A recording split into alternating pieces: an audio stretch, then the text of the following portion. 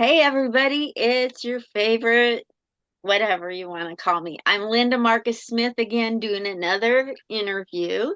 This is number 1208. Sorry, Barry, you weren't my first. Yeah. So we're here and I want you both to know, I mean, all of you out there to know, I want you to know that Barry and I have something in common he's not aware of yet. You ready to hear it, Barry? I have many punchlines. This is BarryKatz, everybody. I'll get to the intro in 1 second. But first of all, I want to tell him the big, huge connection we have. BarryKatz, you and I both love the incomparable Gladys Simon. Gladys Simon. You know what's weird is there's an echo every time I talk on your side. I don't know what to do. I'm not a That, tech person. that's Sorry. okay. Gladys Simon. There's a lot of Gladyses I've known, but Short I with but little I hands. but I remember a Gladys, one Gladys, I because I don't remember last names always. That ran a comedy club in New York City called Gladys's. Is That's that the her? one. Wow. Yeah, I'm You a know, Gladys girl. you gotta love when somebody names their comedy club after themselves. You know, you gotta think to yourself, okay, what's going on here? Can you imagine if I named my club Barry's Comedy Club? I don't think that would have worked. Barry Katz, you are a legend. You've done so much. You are the epitome. This is like the biggest thing. I've interviewed people, but as far as somebody who has knocked down walls in the comedy business, you're the GOAT. You know this, right? No. Yeah. But I tell you something about yourself, Linda, and anyone in your audience that listens to you. Whether it be six people or eight people. I just want to let you know that no, I'm kidding. I'm sure there's as many as 17 people watching this. No, but I'm kidding. No, the 1,208. I mean, that's like more than Chamberlain. Or you're comparable. Anyway, so one of the things your audience should know about anything, whether it's the comedy business or just anything, is how to be persistent to get what you want without turning somebody off. And it's a very, very challenging quality to have because it's like it's not easy to accomplish because you have to be like a almost like a psychic and because you don't know the people a lot of times and you have to kind of figure out what they can handle and what they can't, what turns them off, what doesn't. And it's almost like an actor doing an audition. Yeah, you have your script, but you don't know if they want you to cry there or if they want you to have a little bit of emotion, if they want you to speed it up, slow it down, do an English accent. Um, and Linda, your host, is very persistent. I'd say that she's been trying to get me to do this interview. I'm going to say at least 3 years of constant communication back and forth, and um, and something happened where she got my attention. Again, nobody really knows how they get people's attention. They can only get. But one of the things that meant a lot to me Oh. was that there was a person that she interviewed that is indirectly or indirectly a really big part of my life. And I do a podcast too, and I've never interviewed him, and I've probably never been in touch with him because most of the interviews I do happen organically where I run into people and and we do it, but it was Sinbad, and I watched the interview with Sinbad, and I listened to him, and I'll tell you and your audience a story that both of you don't know. So to talk about persistence, I there's a festival that probably has had its ups and downs throughout the years, but was one of the greatest festivals, if not the greatest comedy festival in the world, the Montreal Just for Laughs Festival. And I had been getting people in there, and when you got people in there, you could get television deals, you could get great things could happen. It was like amazing. And I done so many development deals by having people up there. And this one year, I didn't get anybody up there. Uh, to make a long story longer, I decided to contact 18 of the people that I was working with and enroll them into flying up there on their own dime, putting themselves up. And I would put them on a showcase that I put together at a comedy club there. And I would reach out to everybody in the industry. Back then, no email, no nothing. So I'm faxing people in the middle of the night. And I had over, I mean, I probably had over 350 industry people, or maybe 300, maybe 250, whatever it was. But this comedy club that agreed to do it, the Comedy Nest, I did a show, I think, on Friday night, Saturday night, and Sunday night. And they were packed.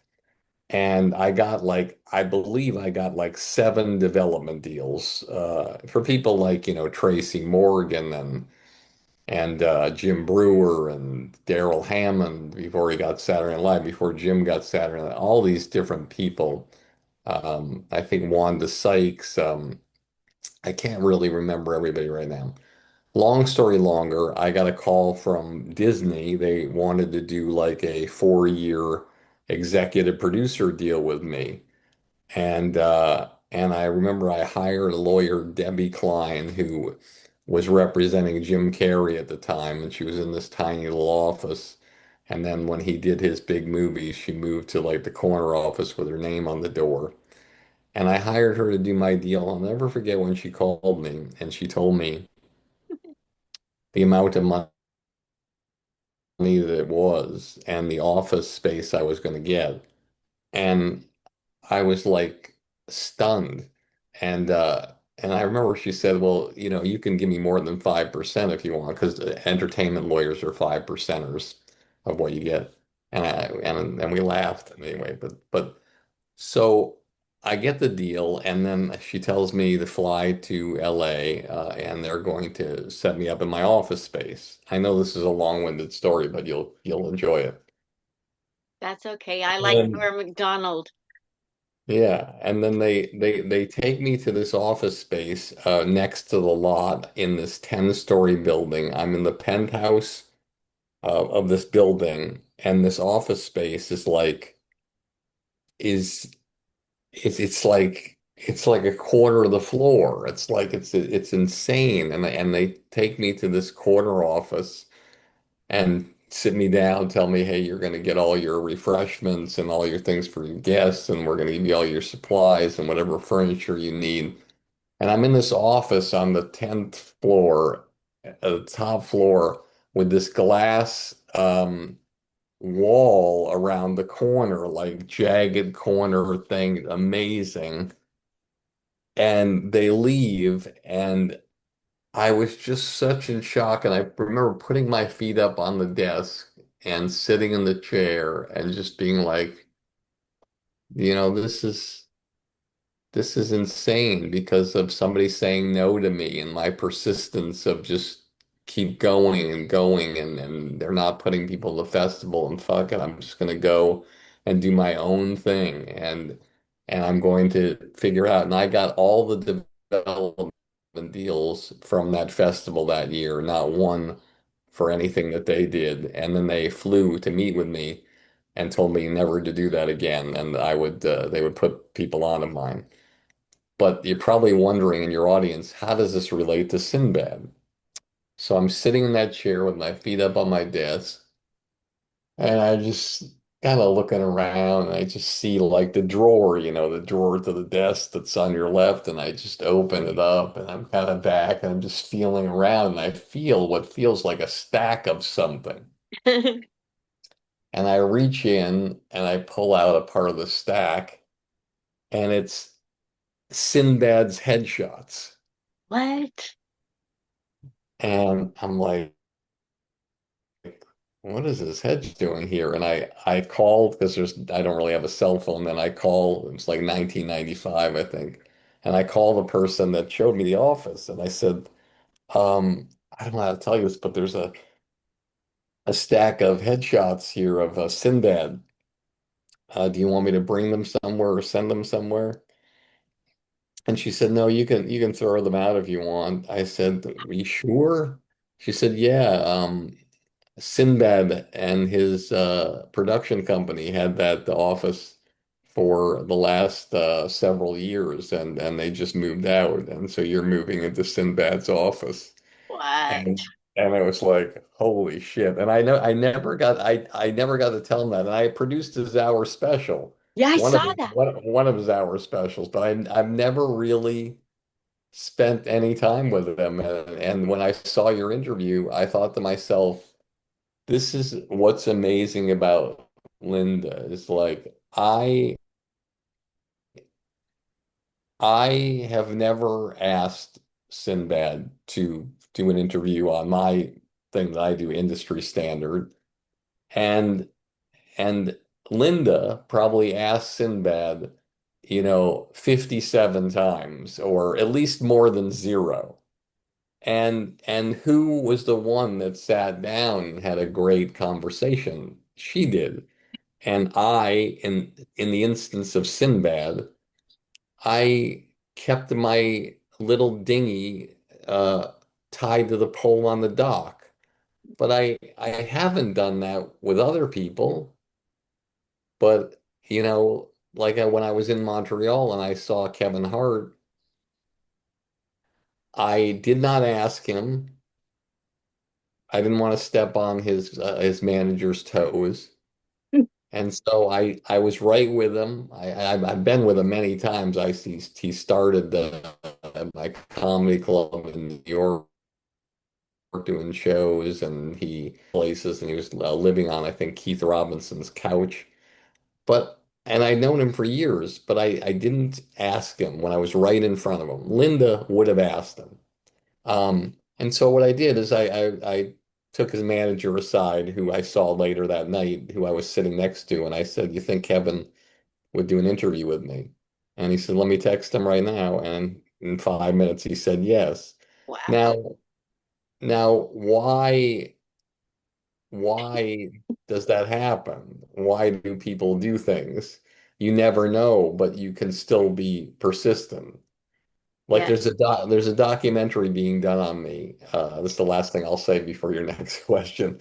And and the documentarians, this comical thing happened. That just to let your audience know what life is like in terms of this world, because you never know when you're asking people to do things that they don't benefit anybody financially, really. They're just a thing that you do to try to inspire people or do a wonderful thing or add value to the world or whatever.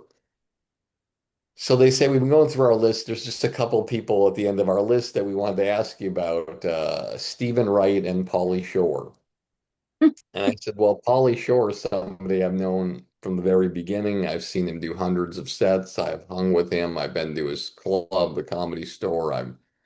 I saw him do his first set on a stage that was being filmed for television that they gave him the tape, but they didn't put it on. He wasn't scheduled to be on it, but I was there, probably 35 years ago.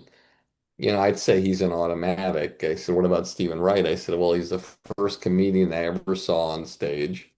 I used to book him. I loved him, but I haven't talked to him in probably 30 years, so I'd say that's probably uh, going to be a pass because he doesn't do podcast interviews. He doesn't. do interviews and docs, and the last time I probably saw him really and spent time with him was when I did Half Baked with Chappelle and Brewer and Harlan Williams in Toronto, and that was 30 years ago. Anyway, they call me back 24 hours later, and this will let your audience and you know how the world works, and you can have all the vision in the world you want, but you make plans and God laughs. And so they call me up. They say, we have good news and bad news. I'm like, oh, fantastic. What's the good news? Steven writes in. He'll do it. He said he'll go wherever you want him to go. He loves you. He'll do the interview. Everything's fine. We're all set for that. I'm like, well, what's the bad news? Pauly Shore, hard pass. Hmm. And so it's so comical, it's like, and so the next time I was at the comedy club, I just walk in. I don't do any, comes right up to me and hugs me. Hey Barry, how you doing? Good to see you. I didn't even see him coming. Like, sorry I didn't do that documentary. I just don't think I have anything to say.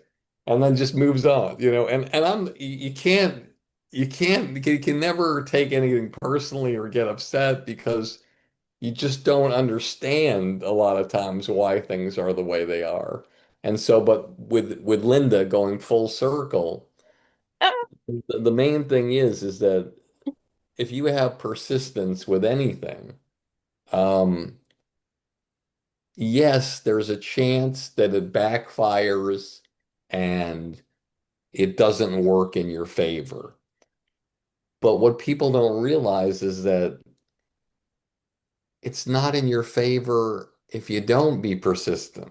Nothing's got you haven't gotten the person anyway. So, so what's the difference if it went sideways and you don't get them, you still never had them. Yeah, And I have a so situation going with the guy that started Saturday Night Live.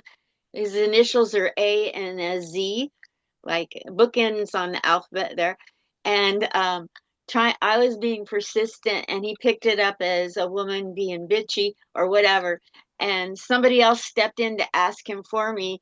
And he said, if you ever have that bitch call me ever again, I'll never, I still haven't gotten the interview. I don't care. I'll circle back. who did he say that to? Me. Oh, he said that to you. Yeah. He told, like you said, sometimes you never know how they're going to read persistence. That's true. Yeah. That's true. And tell me, I'm curious about this.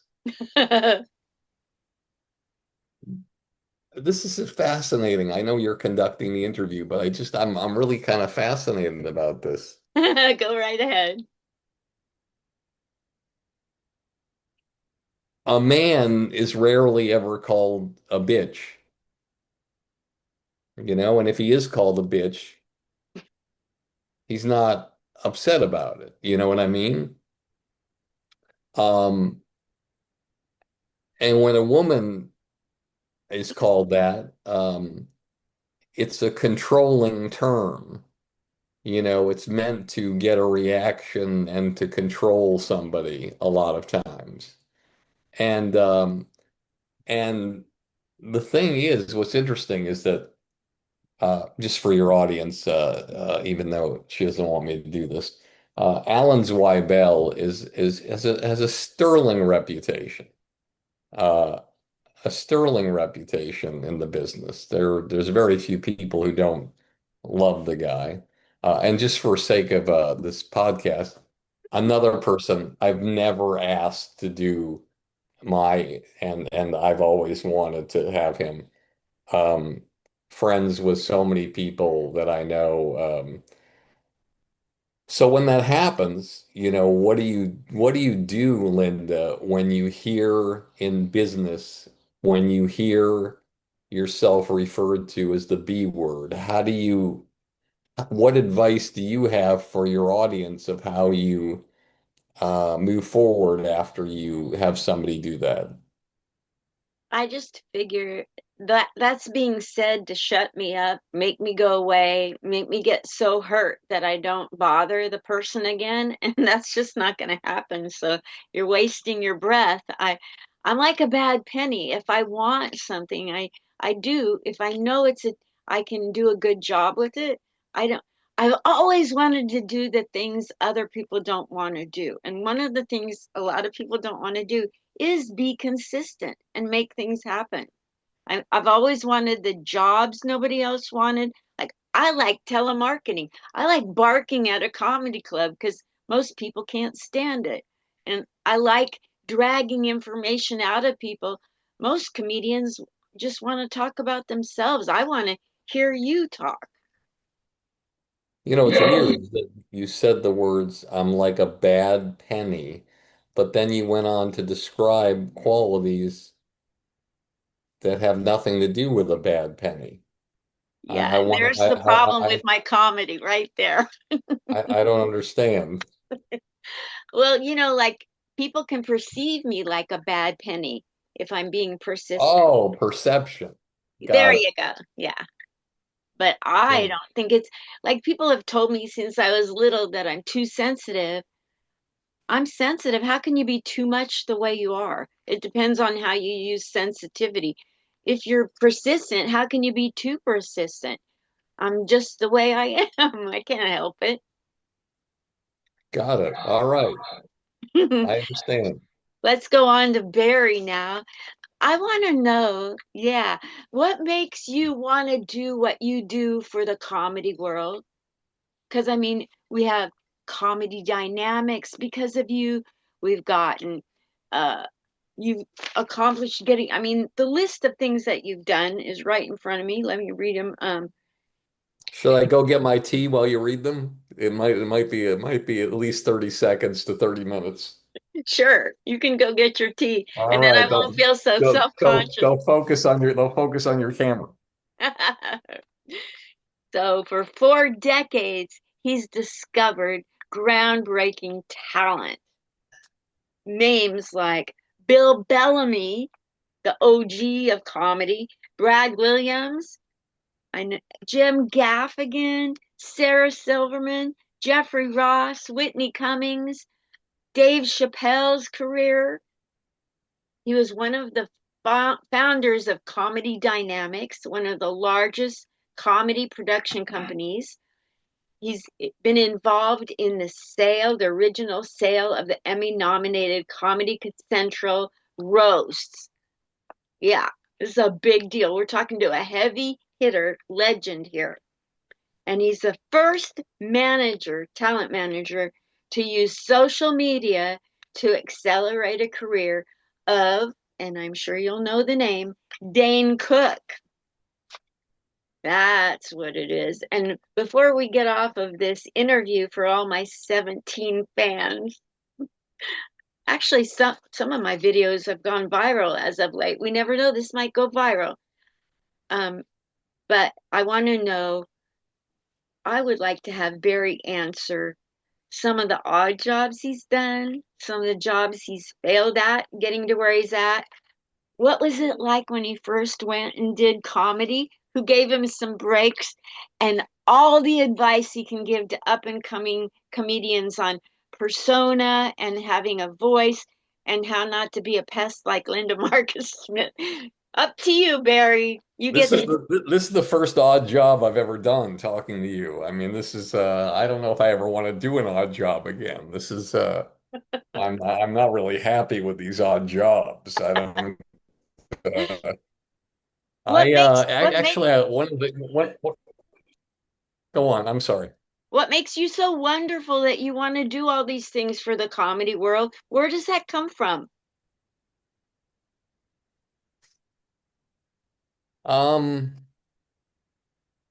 that's interesting. If I was on a therapist couch, I would say when my father died when I was 4, I used to wake up in the middle of the night and uh, and hear noises, and I would sneak out of my room and look into the kitchen. And we had one of those kitchens, those old houses that your mother used to sit washing dishes and look out the backyard through her window. And I heard the noises, and it was my mother crying.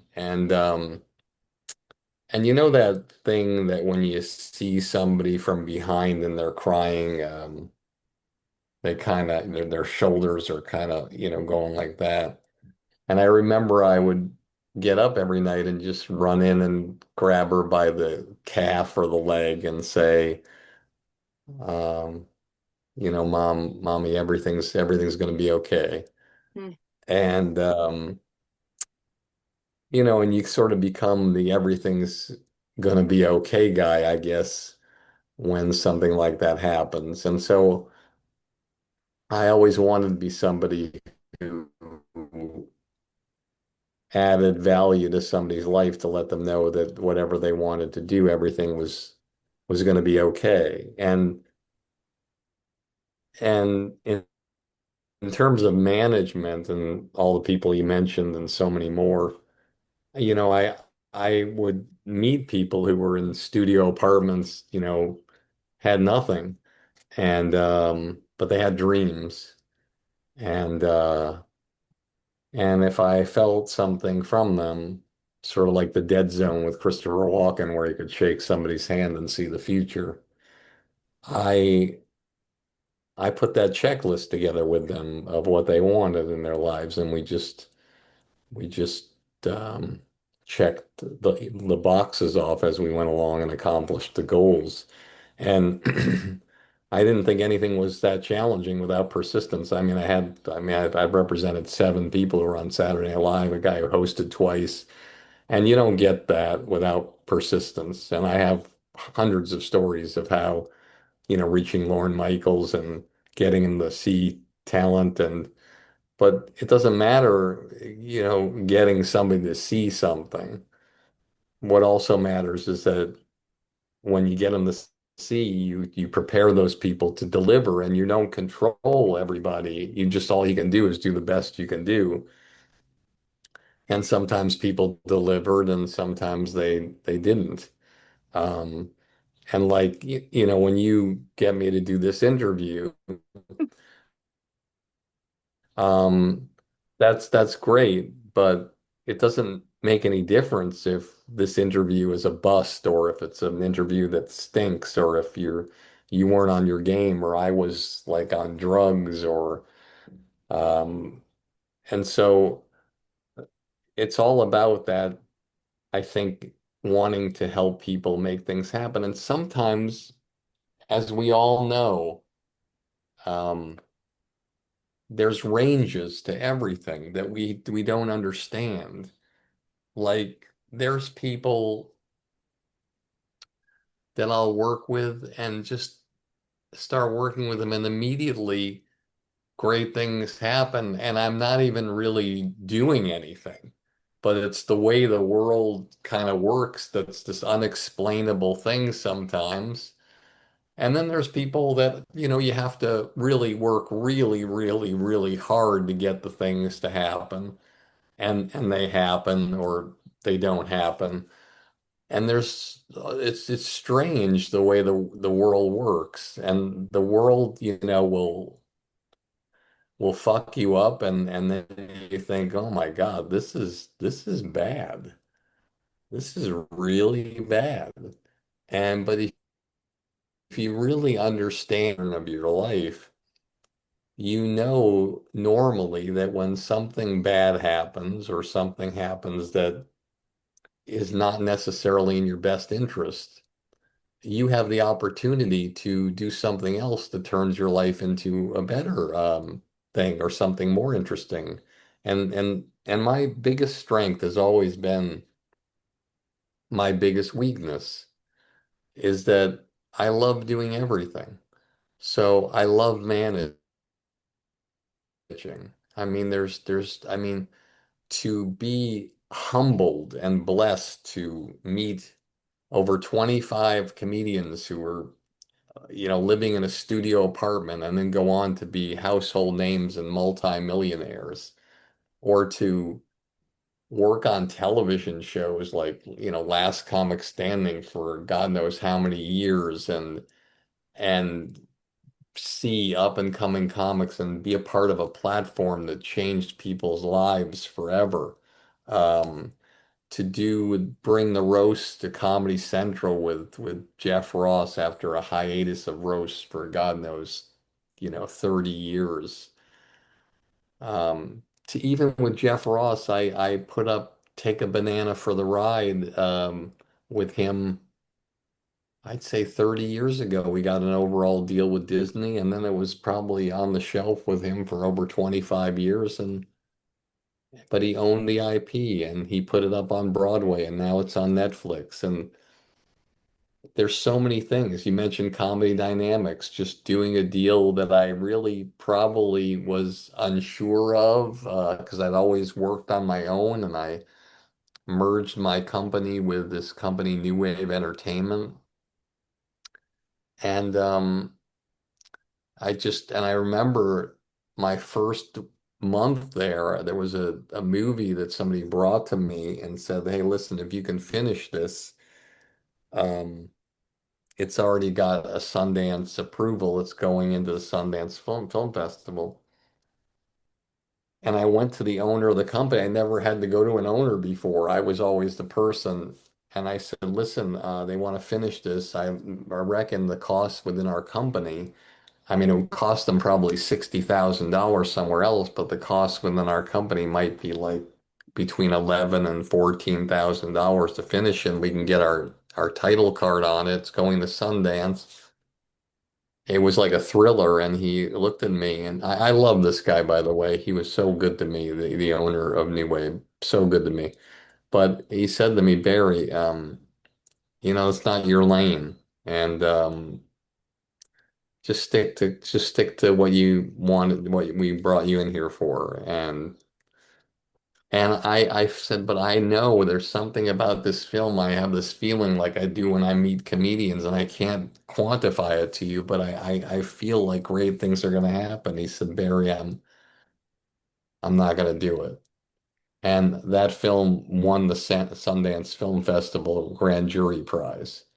And from that point forward, the guy never always let me do whatever I believed was something to do. And the next thing I got involved with there, and this is interesting for your audience because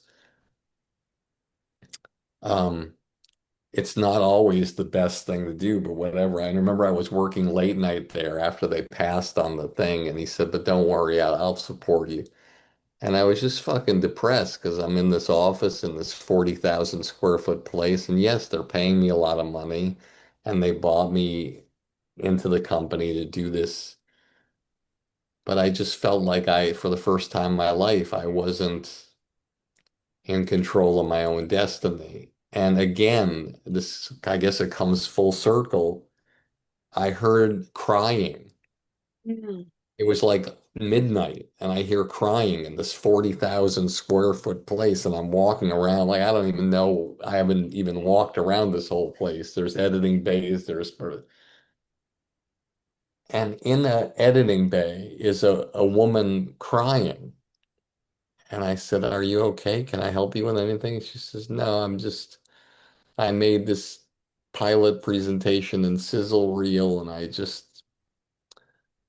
the owner of the company he won't move forward with it. He doesn't believe in it."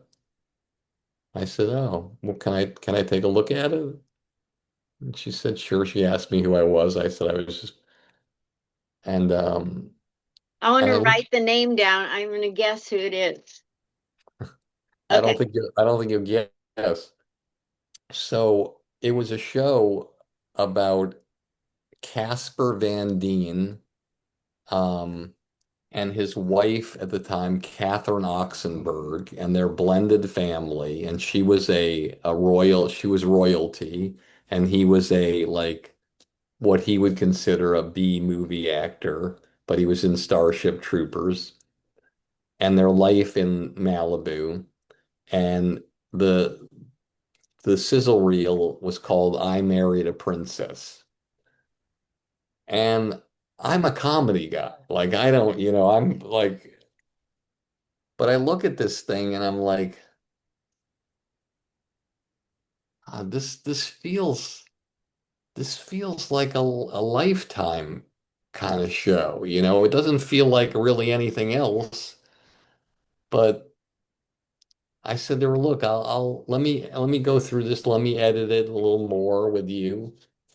And let me call Lifetime and set up a meeting. And she said, well, I don't think I can do that because the owner told me, you know, and she said, which owner? And I told her which owner. She says, well, it's the other owner that's holding me back. I said, and she asked me who that was, and I didn't know. And then she told me, and then it turned out she was in a relationship with the guy. And so I said, listen, I'm gonna I got nothing to lose. I'm gonna risk this. I'm gonna put it together. I'm gonna set up the meeting. You're gonna come with me, and then let's sell this thing. We get in the room. There's like 12 people in the room. We show them the sizzle reel. We talk to them about it, and they buy the show. And not only do they buy the show in the room, but they say we need this desperately. We're going to commit to 13 episodes. It's like $4 million budget for all the episodes. Now, Gee. I've never done anything in this company. I'm not, I'm there for whatever. And and uh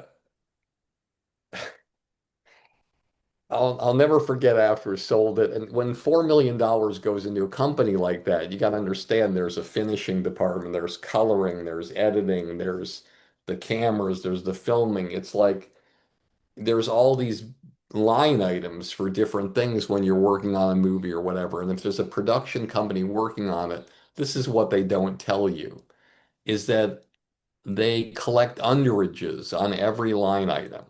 So let's say they have an editor who's on salary for, let's just say $1,500 a week. Okay. But then they get a budget of, let's say, 5,000 a week for editing.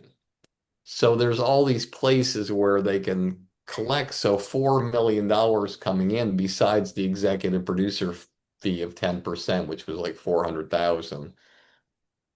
Out of that 3.6 million, they're probably profiting another 30% at least off of that. And so they call a company-wide meeting to celebrate. I'll never forget this. And this is how I really learned humility and how to put yourself aside.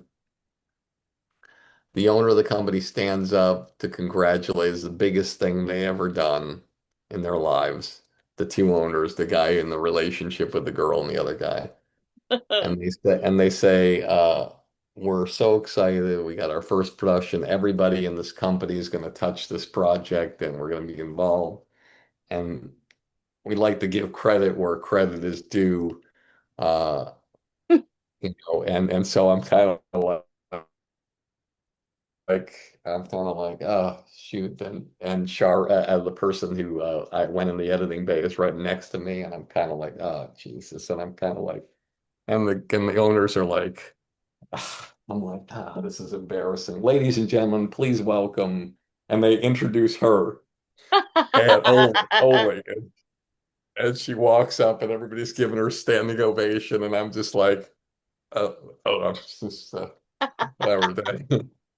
I've been there like a month, and I just like crushed like a bug, and but don't get me wrong, it was just credit within the company, and she gave me a shout out, but it was just one of those times where you just realize, hey, you're never going to go wrong writing your own stuff, performing your own stuff, creating your own ideas. And being persistent and getting it out there. I always have this expression that probably is depressing for your audience, but the greatest projects, greatest movies, films, books, TV shows, songs, full albums, the greatest projects in the world architecture, anything you can imagine, artwork, magic, they all reside in one place, most all of them. And that's in the cemetery because people don't move forward with their ideas and what is brilliant about what they do. And now in these days and times, you can do anything. You can do anything you want, put it up, and there's always a possibility. I've known Tony Hinchcliffe for a long time, Kill Tony, and one of the greatest things that I ever heard him say, which is kind of fun, he said the best thing that ever happened to me was when Comedy Central passed on Kill Tony. And What? so that was the last one I think that passed, and he's like, okay, I guess I'll just put it up on my YouTube channel. And that changed his life forever. And so um your phone is it's unbelievable what can happen, it won't happen with this interview, but it will happen. Yo, But give me a challenge. I'm gonna make it go viral now. viral and me go together like the words Kmart quality. So I just think you should know that. Uh, So I've listened to your podcast I'm sorry. and I always enjoy the tips that you give and the things that comedians have done right and wrong actors. And I was hoping before you need to leave this illustrious podcast of mine that you could share some of your knowledge because I know comedians are going to want to know why didn't you get this information? What what is it you say you get a feeling when you know somebody's going to go somewhere and also like I'd like to know I know a lot of people out there want to have you tell them exactly what that is, but I get it. It's a sense you get. You can't Yeah. put it Yeah, on. and I think that, that would be less valuable than me talking about the things that I think probably the other side that you talked about, which is like sort of demystifying what needs to happen. And I think in the most general sense, it's just um your mind is like is the thing it's your it's your most unbelievable asset in your life, but it's your most extraordinary detriment. And it has your mind is like a tale of two cities or a devil and an angel. And it continuously fucks with you and also continuously helps you put food on the table and a roof over your head. It's a very, very bizarre thing, your mind. And you probably ask yourself a lot of times, God, how have I done it? How have I made it this far when I just am paralyzed with this, or I don't want to do that, or I don't want to work on that, or I don't want to put the hours towards that. Yet you do it in other ways that helps you eat and helps you, like I said, have a roof over your head. And it sounds simple, but I think the biggest thing that anybody can do in the entertainment industry or probably in any industry is just if your mind is 100% pie and you were to draw on a piece of paper what you feel, what percentage of your mind functions for your success, Wow. and what percentage of your mind functions for your failure. Wow. The key would be to find the solutions that are available to you, and there's so many of them, to make the ratio as great as possible. Look, I worked with Brad Williams for 14 years. when I first met this guy, everywhere he went, there's a different supermodel with him. And the guy's 4'4". He's got a big ass. He's got one arm that's shorter than the other. He's got a large head. These are all things that he would say if he were sitting here. He walks with a limp. He doesn't have a washboard stomach. Um, yet yet women were like chasing this guy like his ass is on fire. And meanwhile, I get out of the shower and I look in the mirror, and as Jay Moore and I like to say, naked, I look like a bag of onions, I feel. But I don't. But I know I don't. But I feel that way. You know what I mean? Meanwhile, Ralphie May was 800 pounds. He's, he's which I just did that documentary. They just premiered it. And his girlfriend, wife was beautiful.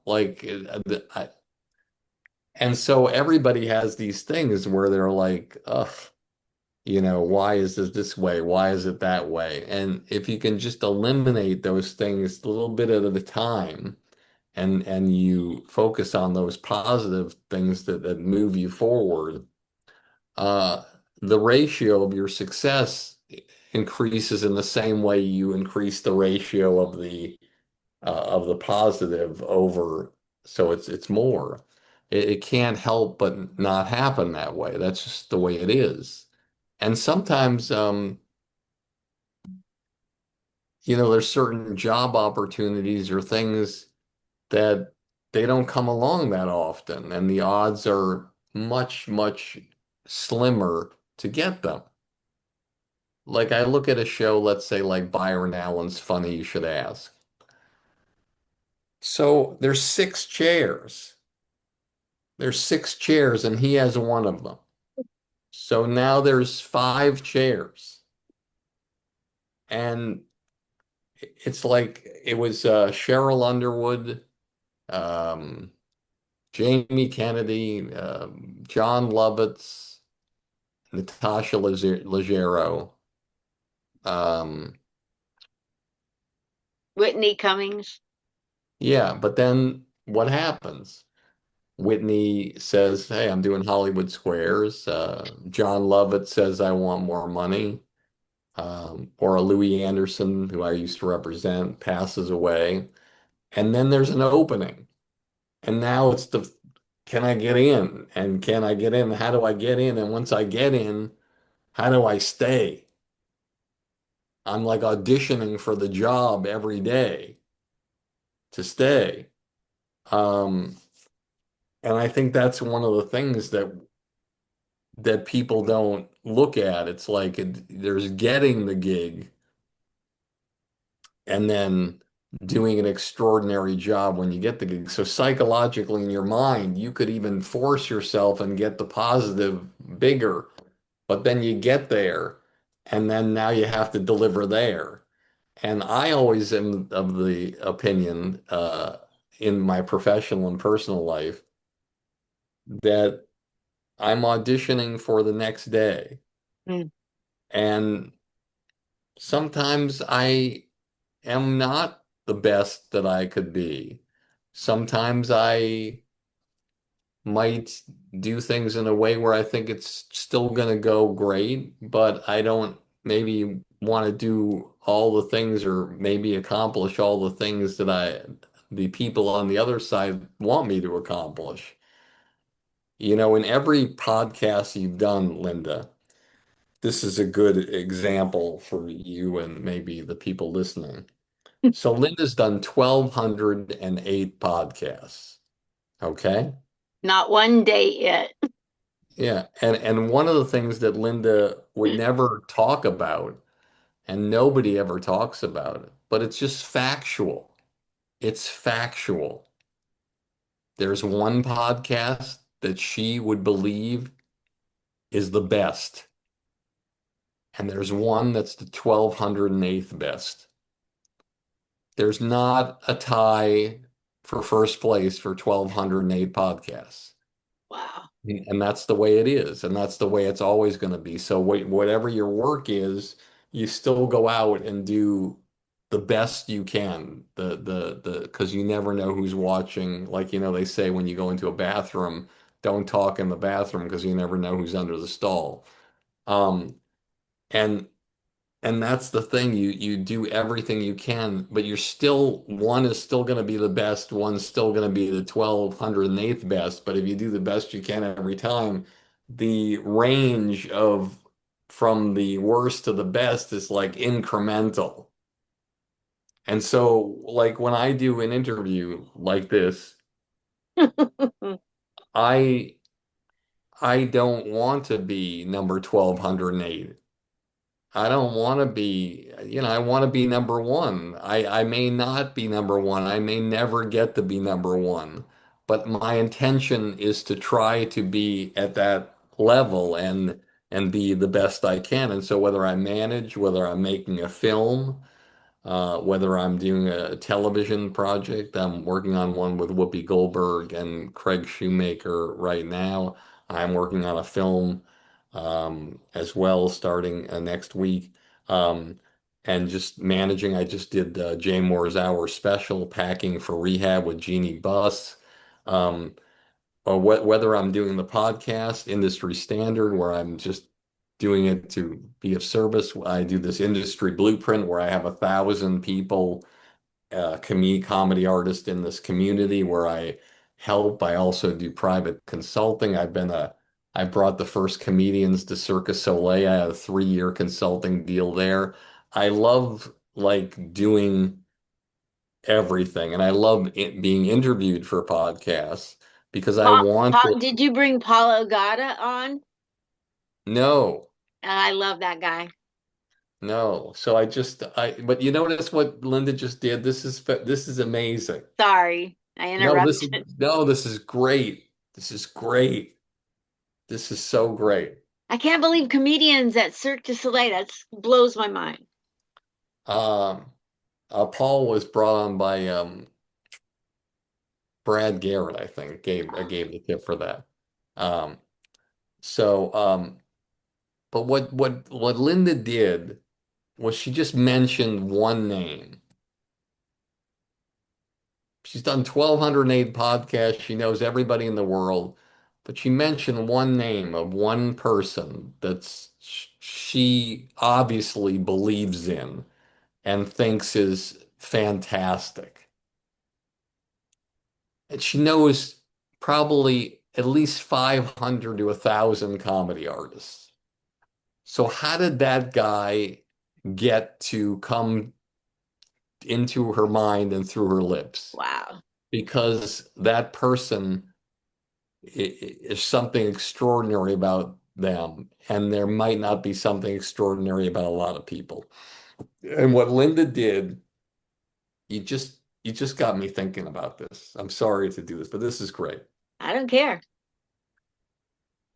This is a great example. So let's say somebody in the audience that's listening, if you think back to when you got engaged, you either got the ring or you asked somebody, and it goes down and tears, yes, I'll do it, I'll get married, whatever.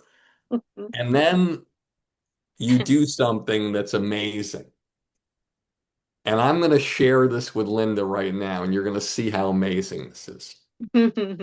You pick up your phone and you start calling people. And so, Linda, here's our fun we're going to have at the end of this. You ready? And your All right. audience is going to love this. So, tell me something that could happen to you in the next year that would be the exciting. I'll give it to you. You win the lottery. Oh, Okay, so you win the lottery, and you got to do this as quickly as possible when I snap my finger. You win the lottery, you pick up your phone. Who's the first person you call? wow. Right now. Who is I, it? I guess it's gonna be my sister, Okay, who's the second person? my best friend, Who's the Elaine, third person? my other best friend, Bruce, that you met, Who's the fourth best person? There you go. Gladys, And who's the fifth? her friend, her co-partner, Jean. Great. So you see that? So Linda knows she if I were to say to her in a separate exercise to write these people down, she would know in advance. But I can guarantee you Linda did not know in advance who she would call. But those are the people who are the most valuable people in her life that she would want to share something with. And so it's the same with your career, whatever you do. I don't care if you're a landscaper, if you build pools in the backyards, if you make donuts, if you're a comedian, podcaster, filmmaker, magician, musician, whatever it is, you know, you have that circle that you have that makes you feel safe. And you have to look into that circle and see if that's the group that's going to really make you feel safe, or maybe are there other people that you can add to your life that's going to help you change it and expand your thing. And so for me, it's all about just wanting to be, I just want to be a good person. I want to do great things. I want to inspire others to do wonderful things. And I want to um, try to have as much peace and calm in my life for my sons and myself as humanly possible. And I want them to have a great life as well. And I will say this, I lied. I'm going to say one more thing to your audience, and to you. Throughout our lives, everybody we love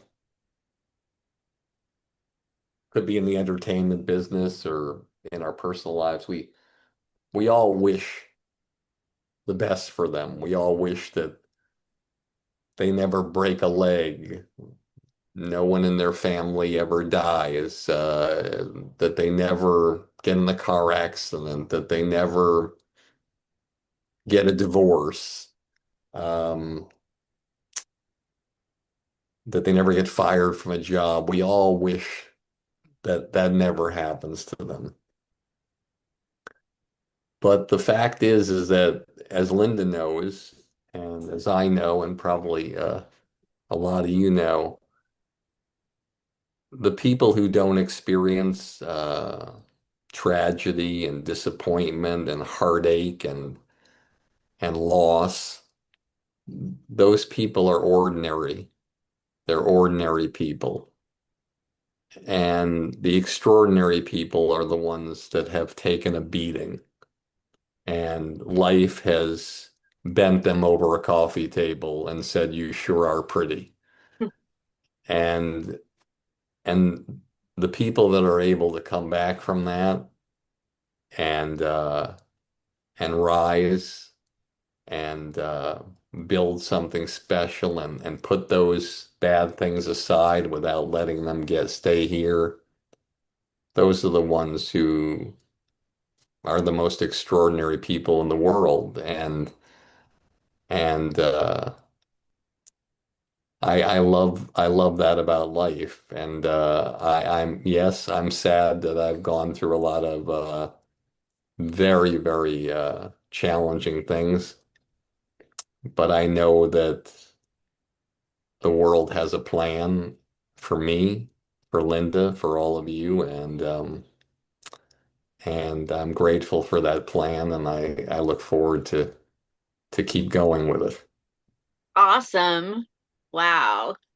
This is Thank so you. encouraging. And it's not like nuts and bolts. If you're going to do this, you need to do that. It's about getting in touch with yourself and being the best you can be with what's given to you. Am I picking up your vibes of what you're saying? Yeah, listen, I'm just hoping I can make it to about 167 on the list of maybe 1208. I'm just hoping that I could maybe get into the top, maybe I could get into the top 20%, maybe I could sneak in there. So Yeah, this is amazing because, up until this point, Sinbad and Tommy Chong were my favorites, but I think you surpassed them. So I Oh think my, I'm going to call you number one, and they're just going to have to take second and third fiddle. wow, you hear that, Houdini? Who I made the cut. is So that on the wall? that's Houdini.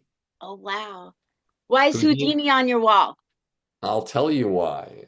Firstly, two reasons. Number one, my uncle was the number one expert on Houdini in the world. He owned the water torture case and 90, probably 80 or 90% of all this stuff. And I did a documentary in honor of my uncle at the end of his life when he was like 80 or 90 to sell all of the stuff in Las Vegas and auction and talk about it all.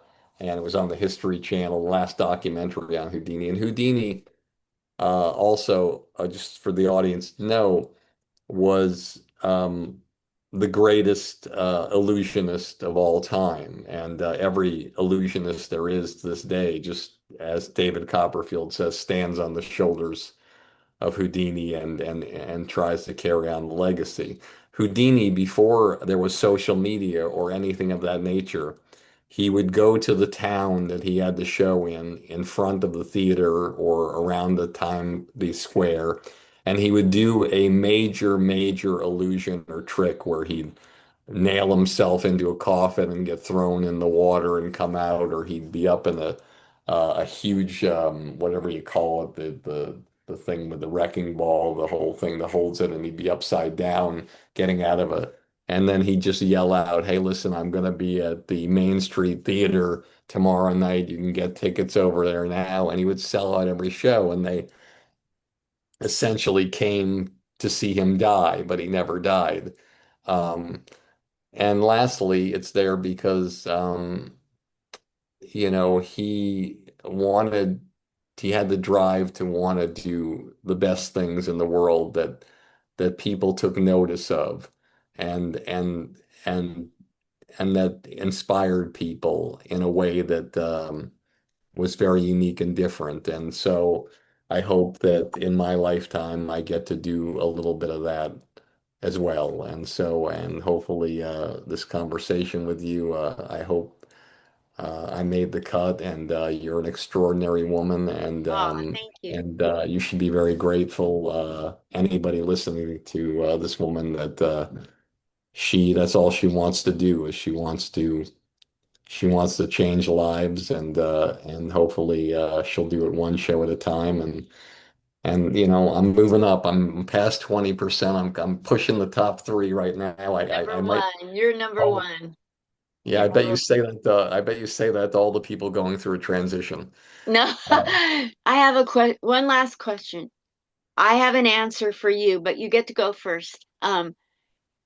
Say it's your last day and you know it's your last day. What's that one thing that you haven't done that you'd like to do bef before the end of the day?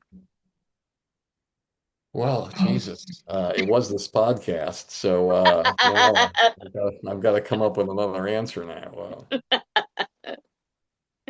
I think one of the things that I really would love is to have a complete understanding of why I do everything the way I do it. Because as we all know, there's things we do that are great. They work. It's amazing, wonderful.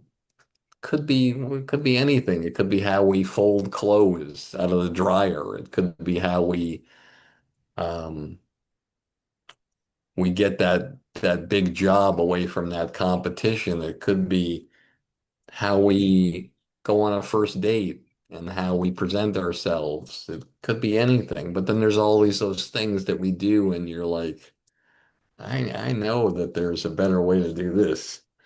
But we keep doing it our way. And I think that if I had a wish for anything, it would be to have a complete breakdown and understanding of why I do everything that I do and why I do it the way I do it, and how I could be better at doing everything in my life. But I do know this, that if you're spiritual or religious in any way, I think you probably know that the things that we mastered in this lifetime are things we probably mastered in another lifetime. And the things we master now, we don't have to master in the next lifetime, but the things we don't get carried over. And if you believe that, if you don't, I don't know what to believe myself, but I think if I did have the answer to the question the way I described it, then I'd probably pass away the next day because I wouldn't, and this would be my last lifetime because there'd be nothing else to learn. Wow. And so I'm proud of uh, a lot of things that have happened in my life, and I'm like everybody else listening. You're not alone. I'm not proud of a lot of the ways that I've done things in my life. And I want to be better every day. And I want to, and hopefully, every time I sit across from somebody like you, um, maybe I go a little more towards that goal. So I'm grateful. Thank you so much. Same here.